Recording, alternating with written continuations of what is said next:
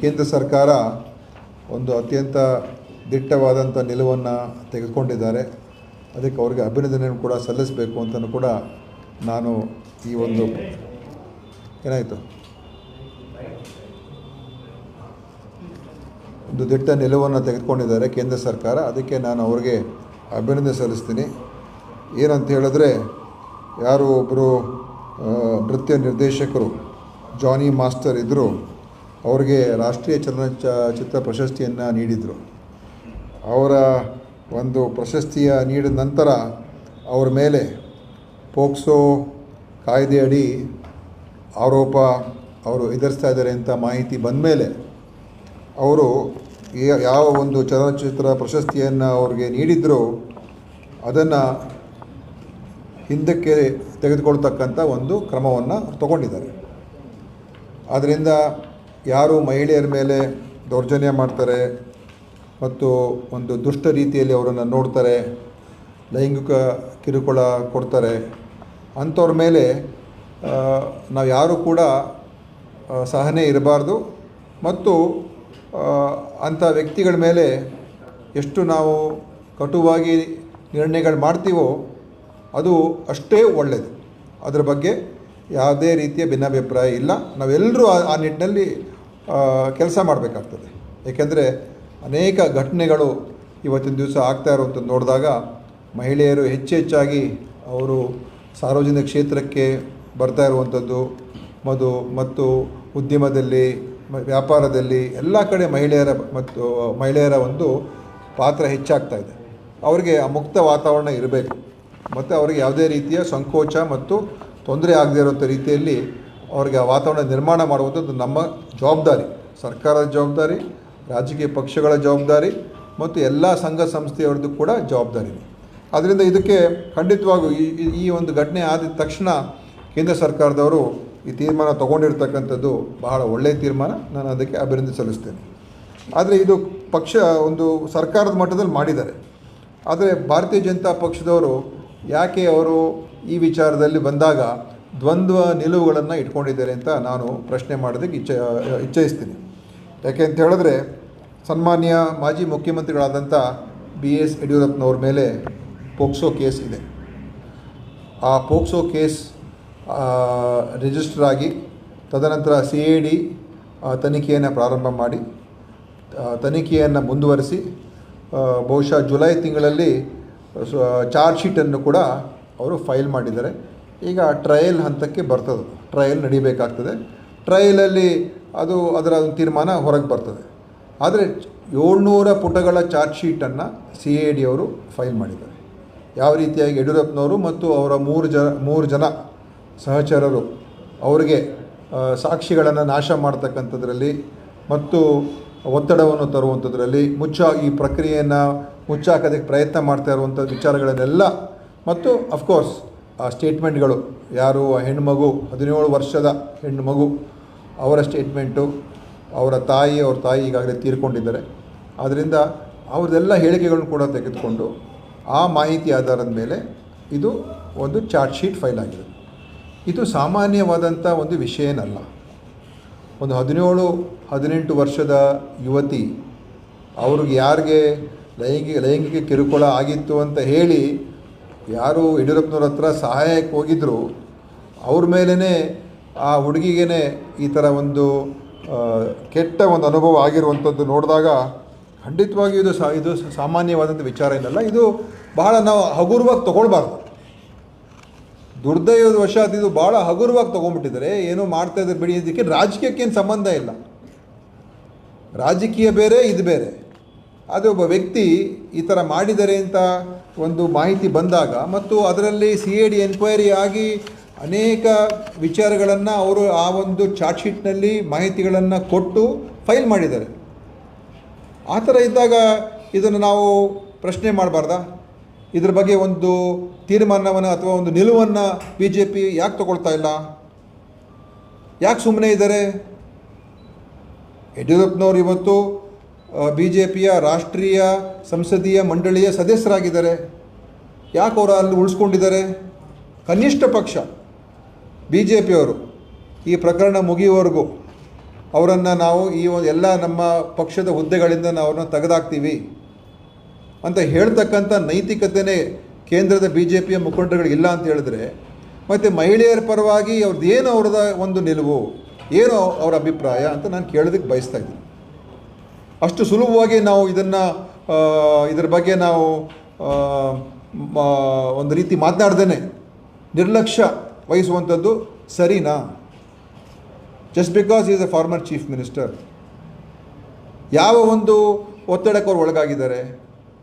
ಭಾರತೀಯ ಜನತಾ ಪಾರ್ಟಿಯ ಕೆಲವು ಮುಖಂಡರುಗಳ ಪ್ರಕಾರ ಇದು ಬಿ ಜೆ ಪಿಯ ರಾಜ್ಯ ಅಧ್ಯಕ್ಷರ ಬ್ಲ್ಯಾಕ್ ಮೇಲಿಂದ, ನಾವು ಹೇಳ್ತಾ ಇಲ್ಲ, ಅವ್ರ ಮುಖಂಡರುಗಳೇ ಹೇಳಿದ್ದಾರೆ, ಅವರ ಬ್ಲ್ಯಾಕ್ ಮೇಲ್ ಟ್ಯಾಕ್ಟಿಕ್ಸಿಂದ ಯಡಿಯೂರಪ್ಪನವ್ರಿಗೆ ಏನೂ ಕ್ರಮ ತಗೊಳ್ತಾ ಇಲ್ಲ ಅಂತ. ಅಂದರೆ ಒಂದು ಕಡೆ ಒಬ್ಬ ಚಿತ್ರ ನಿರ್ದೇಶಕರ ಮೇಲೆ ಒಂದು ಕ್ರಮ, ಪ್ರಶಸ್ತಿ ಕೊಟ್ಟಿರ್ತಕ್ಕಂಥದ್ದನ್ನೇ ತೆಗೆದಾಕ್ಬಿಟ್ರು, ವಾಪಸ್ ತೊಗೊಂಬಿಟ್ರು.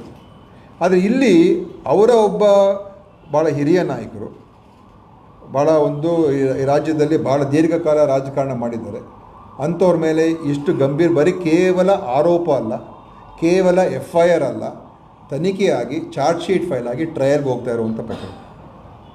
ಇದರಲ್ಲಿ ಯಾಕೆ ಅವರು ಯಡಿಯೂರಪ್ಪನವ್ರನ್ನ ಅವರು ಕ್ರಮ ತಗೊಳ್ತಾ ಇಲ್ಲ ಅಂತ ಅವರ ಮನಸ್ಥಿತಿ ಏನು ಅಂತ ನಾನು ಈ ಸಂದರ್ಭದಲ್ಲಿ ಕೇಳೋದಕ್ಕೆ ಬಯಸ್ತಾ ಇದ್ದೀನಿ. ಹೈಕಮಾಂಡ್ ಅವರು, BJP ಹೈಕಮಾಂಡ್ ಯಾಕೆ ಅವರ ಪಕ್ಷದ ನಾಯಕರ ಮೇಲೆ ಈ ಥರ ಕ್ರಮ ತಗೊಳ್ಳೋದಕ್ಕೆ ಹಿಂದೇಟಾಗ್ತಾ ಇದ್ದಾರೆ? ಯಾಕಂದರೆ ಪಾಕ್ಸೋ ಕೇಸು ಭಾಳ ಗಂಭೀರವಾದಂಥ ಅದು, ಅದರಲ್ಲಿರುವಂಥ ಒಂದು ಅದರಲ್ಲಿರುವಂಥ ಕಂಡೀಷನ್ಸು, ಅದರಲ್ಲಿ ಏನಾದರೂ ಅವರು ತಪ್ಪಿತಸ್ಥರಂತ ಪ್ರೂವ್ ಆದರೆ ಅದರಲ್ಲಿ ಅವರು ಜೈಲ್ ಶಿಕ್ಷೆ ಮತ್ತು ಹೀನಸ್ ಕ್ರೈಮ್ ಆಗಿ ಅದನ್ನು ನೋಡ್ತಾರೆ. ಗಂಭೀರವಾದ ಶಿಕ್ಷೆ ಅವರಿಗೆ ಒಳಗಾಗುವಂಥ ಒಂದು ಪ್ರಕರಣ ಇದು. ಸೊ ಈ ಒಂದು ಪ್ರಕರಣದಲ್ಲಿ ಅವರು ಯಾಕೆ ಸುಮ್ಮನೆ ಇದ್ದಾರೆ? ಮತ್ತು BJPಯವರು ಈಗ ನಾವು ನೋಡ್ತಾ ಇದ್ದೀವಿ, ಅನೇಕ ಅವರ ಪಕ್ಷದಲ್ಲಿ ಇರ್ತಕ್ಕಂಥವ್ರ ಮೇಲೆ ಈಗ ಅಥವಾ ಮಹಿಳೆಯರ ವಿಚಾರ ಬಂದಾಗ, ಈಗ ಮುನಿರತ್ನ ಪ್ರಕರಣ ನೋಡಿದ್ರು ನಾವು, ಯಾವ ರೀತಿಯಾಗಿ ಒಂದು ಪೈಶಾಚಿಕವಾದಂಥ ರೀತಿಯಾಗಿ ಅವರು ನಡೆಸಿದ್ದಾರೆ, ಮಾಡಿದ್ದಾರೆ. ಆ ವಿಚಾರದಲ್ಲೂ ಕೂಡ ಸ್ಪಷ್ಟವಾಗಿ BJPಯವರು ಹೊರಗೆ ಬಂದು ಏನು ಮಾತಾಡಲಿಲ್ಲ. ಆ ರೀತಿ ಅಲ್ಲಿ ಎಲ್ಲೂ ಕೂಡ ಅವ್ರ ಧ್ವನಿನೇ ಎತ್ತಲಿಲ್ಲ.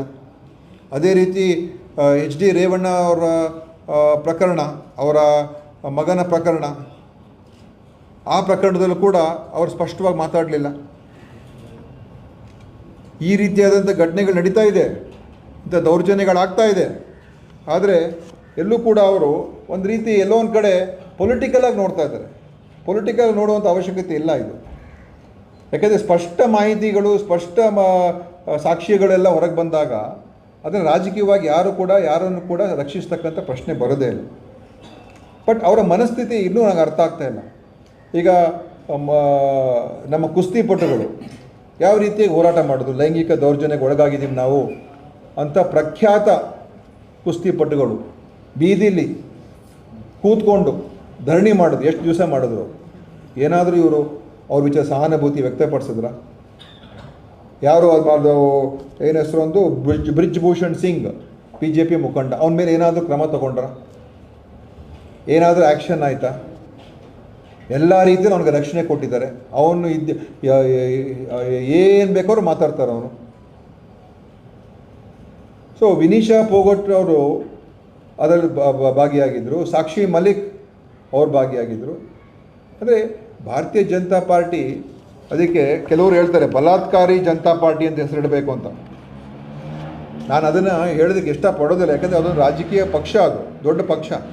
ಆದರೆ ಈ ರೀತಿಯಾದ ಘಟನೆಗಳಾದಾಗ, ಮಣಿಪುರ ಘಟನೆಗಳಾದಾಗ ಮಹಿಳೆಯರ ಮೇಲೆ ಅತ್ಯಾಚಾರ ಆಗ್ತಾಯಿದೆ, ಮಹಿಳೆಯರನ್ನು ಕೆಟ್ಟದಾಗಿ ನೋಡ್ತಾ ಇದ್ದಾರೆ, ಮಹಿಳೆಯರ ಬಗ್ಗೆ ಒಂದು ಲೈಂಗಿಕ ಕಿರುಕುಳ, ದೌರ್ಜನ್ಯ ಎಲ್ಲ ದುಷ್ಟವಾದಂಥ ರೀತಿಯಲ್ಲಿ ಅವ್ರು ನಡ್ಕೊಳ್ತಾ ಅಂತ ಹೇಳಿದಾಗ ದಿಟ್ಟ ನಿಲುವು ಎಲ್ಲಿ, ಕ್ರಮ ಎಲ್ಲಿ? ಸೊ ನಾನು ಕೇಳುವಂಥದ್ದು ಇಷ್ಟೇ, BJPಯವರಿಗೆ ನೈತಿಕತೆ ಇದ್ದರೆ ಮಹಿಳೆಯರ ಬಗ್ಗೆ ಸಹಾನುಭೂತಿ ಮತ್ತು ಅವರ ಒಂದು ಅಭಿಪ್ರಾಯದಲ್ಲಿ ನಾವು ಅವರ ಬೆನ್ನಿಗೆ ನಾವು ನಿಲ್ಲಬೇಕು, ಅವರಿಗೆ ರಕ್ಷಣೆ ನೀಡ್ತಕ್ಕಂಥ ವಾತಾವರಣ ನಿರ್ಮಾಣ ಮಾಡಬೇಕು ಅಂತ ಇದ್ದರೆ ಕೂಡಲೇ BS ಯಡಿಯೂರಪ್ಪ ಅವರನ್ನು ಆ ಸ್ಥಾನದಿಂದ ತೆಗೆದಾಕಬೇಕು. ಕೇವಲ ಜಾನಿ ಮಾಸ್ಟ್ರಿಗೆ ಒಂದು ನಿಲುವು, ಯಡಿಯೂರಪ್ಪನವ್ರಿಗೆ ಬೇರೆ ನಿಲುವು ಅಂತ ಹೇಳಿದ್ರೆ ನೀವು ಪೊಲಿಟಿಕ್ಸ್ ಎಲ್ಲದರಲ್ಲೂ ಪೊಲಿಟಿಕ್ಸ್ ಮಾಡ್ತಾಯಿದ್ದೀರಿ. ಸೊ ಈ ರೀತಿಯಾದಂಥ ಕೆಟ್ಟ ಹೆಜ್ಜೆಗಳನ್ನು ನೀವು ಇಡಬೇಡಿ. ನೀವು ಒಳ್ಳೆಯ ರೀತಿಯಲ್ಲಿ ಜನರಿಗೆ ಒಂದು ಒಳ್ಳೆಯ ಅಭಿಪ್ರಾಯ ಬರುವಂಥ ರೀತಿಯಲ್ಲಿ ಒಂದು ತೀರ್ಮಾನವನ್ನು ತಗೊಳ್ಬೇಕು. ಇಲ್ಲದೆ ಹೋದರೆ ಆ ಬಲಾತ್ಕಾರಿ ಜನತಾ ಪಾರ್ಟಿ ಅಂತ ಹೆಸರಿಗೆ ನಾವು ಹೌದಪ್ಪ ಇವರು ಇದು ಇಂಥವ್ರಿಗೇನೆಲ್ಲ ರಕ್ಷಣೆ ಕೊಡ್ತಾರೆ ಅಂತ ಒಪ್ಕೊಳ್ಬೇಕಾಗ್ತದೆ. ಆದರೆ ಅದನ್ನು ಹೇಳೋದಕ್ಕೇ ನಾವಿವತ್ತು ಈ ಪತ್ರಿಕಾಗೋಷ್ಠಿಯನ್ನು ಕರೆದಿದ್ದೇವೆ. ಇನ್ನು ಇದ್ರ ಬಗ್ಗೆ ಏನಾದರೂ ಬೇರೆ ಏನಿದ್ರೆ ಕೇಳಿ.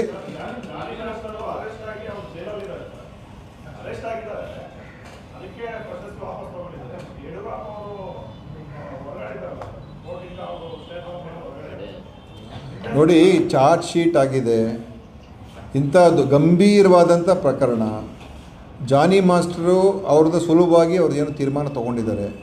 ಇವ್ರ ವಿಚಾರದಲ್ಲಿ ಆಯ್ತು, ಮತ್ತೆ ಚಾರ್ಜ್ ಶೀಟ್ ಆಗ್ಬಿಟ್ಟು ಕೇಸ್ ಎದುರಿಸ್ತಾ ಇದೆ ಅಂತ ಹೇಳಿದ್ರೆ ಸುಮ್ಮನೆ ಇದ್ಬಿಡ್ಬೇಕಾ ಇಂಥ ಪ್ರಕರಣಗಳಲ್ಲಿ? ನೋಡಿ, ಜಡ್ಜ್ಮೆಂಟ್ ಬಂದ ಮೇಲೆ ಯಾರೂ ಏನೂ ಮಾಡೋಕ್ಕಾಗಲ್ಲ, ಆಯಿತಾ? ಅವ್ರು ಯಡಿಯೂರಪ್ಪನವ್ರು ತಪ್ಪು ಮಾಡಿದೆ ಅಂತ ಹೇಳಿದ್ರೆ ಯಾರೂ ಅವ್ರಿಗೆ ರಕ್ಷಿಸೋಕ್ಕೂ ಆಗೋದಿಲ್ಲ. ಮತ್ತು ಅವ್ರ ಅಪೀಲು ಅದು ಆ ರೀತಿಯಾಗಿ ಹೋಗ್ತಾರೆ. ಅದು ಇಲ್ಲಿರುವಂಥದ್ದು ನಿಮ್ಮ ನೈತಿಕತೆ ನಿಲುವುಗಳು.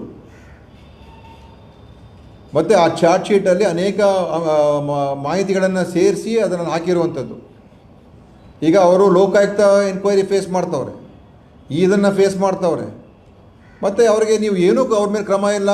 ಅವ್ರ ಮಗ ಇಲ್ಲಿ ರಾಜ್ಯ ಅಧ್ಯಕ್ಷರಾಗಿ ಎಲ್ಲರ ಮೇಲೆ ಆರೋಪ ಮಾಡ್ಕೊಂಡು ಹೋಗ್ತಾ ಇದ್ದಾರೆ. ಅವರ ಮನೆಯಲ್ಲಿ ಒಳಗಡೆ ಏನಾಗ್ತಾ ಇರೋದ್ರ ಬಗ್ಗೆ ಅವರಿಗೆ ಉತ್ತರ ಎಲ್ಲಿದೆ? ಅವನ ಮನೆ ಒಳಗಡೆ ಇರುವಂಥ ಅವ್ರ ತಂದೆಯವ್ರ ಮೇಲೆ ಬರ್ತಾ ಇರ್ತಕ್ಕಂಥ ಆರೋಪಗಳಿಗೆ ಉತ್ತರ ಏನು? ವಿಜಯೇಂದ್ರ ಅವ್ರದ್ದು ಸುಮ್ಮನೆ ಬೀದಿಲಿ ನಿಂತ್ಕೊಂಡು ಎಲ್ಲರ ಮೇಲೆ ಅಟ್ಯಾಕ್ ಮಾಡ್ತಾ ಇದ್ದಾರಲ್ಲ, ಅವ್ರು ಸರಿ ಇಲ್ಲ, ಇವ್ರು ಭ್ರಷ್ಟರು, ಅವ್ರು ಕಳ್ಳರು ಅಂತ. ಸೊ ಏನೋ ಮೊರಾಲಿಟಿ ಬೇಕು ತಾನೆ? ಆ ಮೊರಾಲಿಟಿ ಇಲ್ಲ ಅಂತ ನಾನು ಹೇಳ್ತಾ ಇರೋವಂಥದ್ದು. ಕರ್ನಾಟಕ ಸರ್ಕಾರ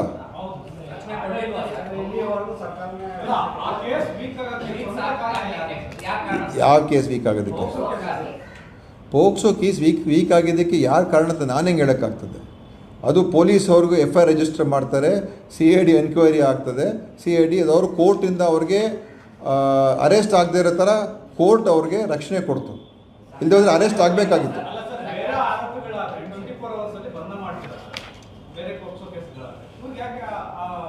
ಪೋಕ್ಸೋ ಕೇಸಲ್ಲಿ ನೋಡಿ, ನನಗೆ ನಾನು ಲೀಗಲ್ ಎಕ್ಸ್ಪರ್ಟ್ ಅಲ್ಲ.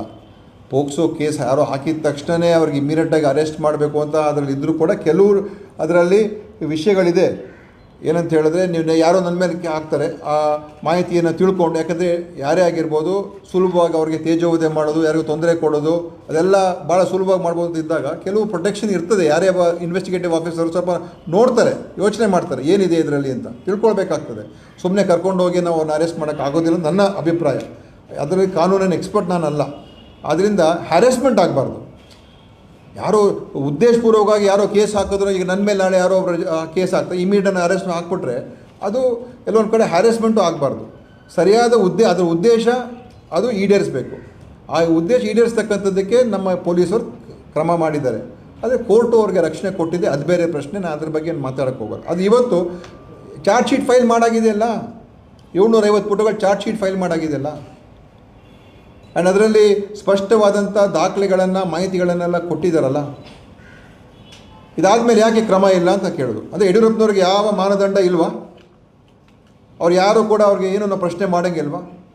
ವಿಜಯೇಂದ್ರ ಅವ್ರಿಗೆ ನಾವೇನು ಕೇಳೋಂಗಿಲ್ವಾ?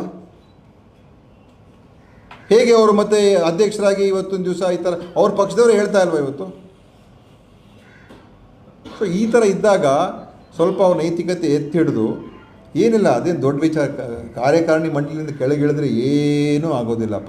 ಏನಾಗೋಗ್ತದೆ? ಅವ್ರು MP ಆಗೇ ಇರ್ತಾರೆ. MP ತೆಗೀರಿದ್ದು ನಾನೇನು ಹೇಳ್ತಾ ಇಲ್ಲ, ತೆಗಿಯೋಕ್ಕೂ ಆಗಲ್ಲ. ಅವ್ರು ಎಲೆಕ್ಟ್ ಆಗಿ ಅವರು ಇದಕ್ಕೆ ಎಲೆಕ್ಟಾಗಿ ಬಂದಿರೋಂಥವ್ರು. ಸೊ ಅದು ಬೇರೆ ವಿಚಾರ.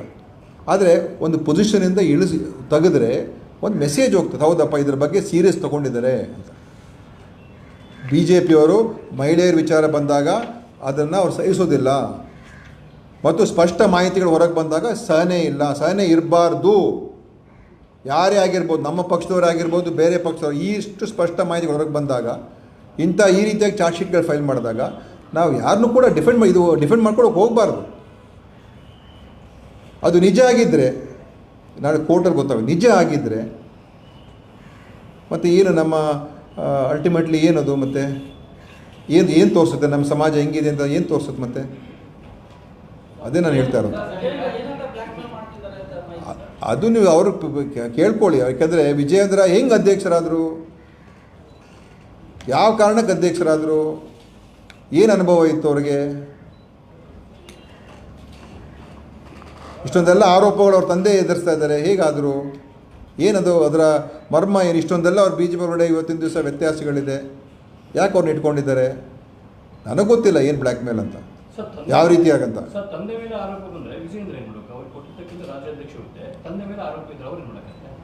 ನೋಡಿ, ಅವರು ಏನು ಮಾಡೋದು ಬೇಡ, ಅವರೇ ಅಡ್ವೈಸ್ ಮಾಡಬೇಕು ತಂದೆಯವ್ರಿಗೆ, ಅಲ್ಲಿಂದ ನೀವು ರಿಸೈನ್ ಮಾಡಿ ಇಳಿದುಬಿಡಿ, ಅಷ್ಟೇ ಸಾಕು. ಇನ್ನೇನು ಮಾಡೋದು ಬೇಕಾಗಿಲ್ಲ ಅವರು, ಅಷ್ಟೇ ಸಾಕು.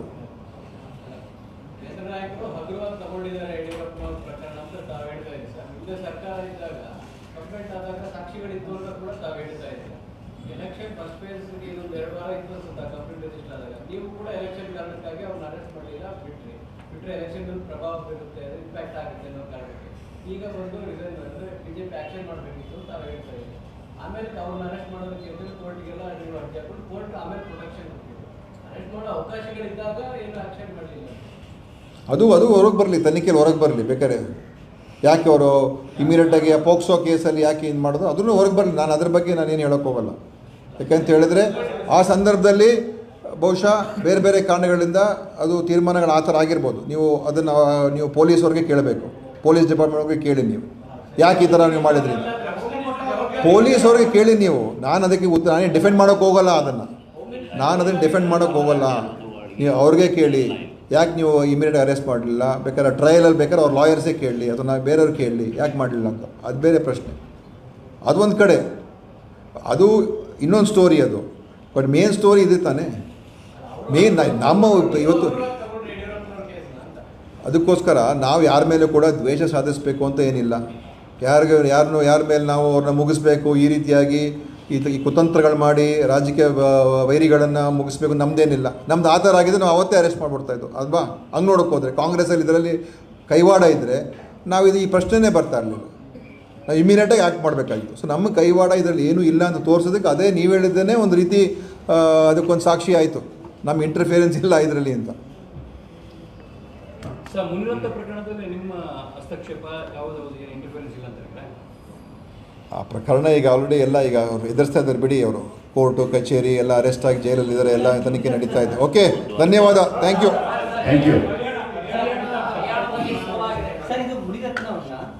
ಹೇಳ್ತಾರೆ ನಮ್ಮ ACC ಅವರು ಎಲ್ಲ ಹೇಳ್ತಾರೆ ಬಿಡಿ, ಅದಕ್ಕೆಲ್ಲ ಉತ್ತರ ಕೊಡ್ತಾರೆ.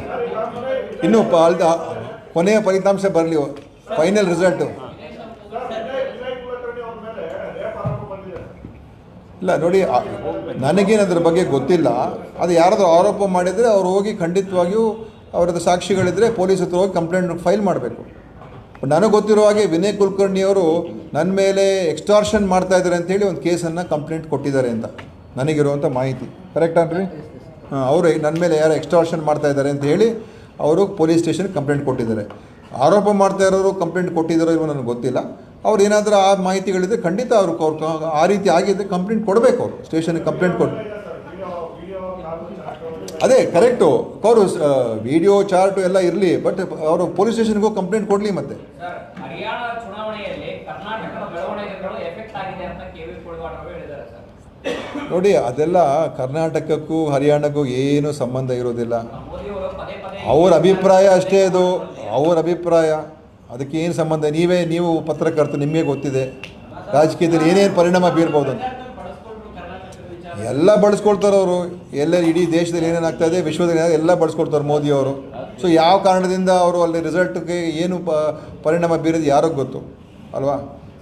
ಯಾರೋ ಒಬ್ಬ ದೊಡ್ಡ ಆರೋಪದಲ್ಲಿದ್ದಂಥವ್ರನ್ನೇ ಬಿಡುಗಡೆ ಮಾಡಿದ್ರಲ್ಲಿ, ಒಬ್ಬ ಸ್ವಾಮೀಜಿನ.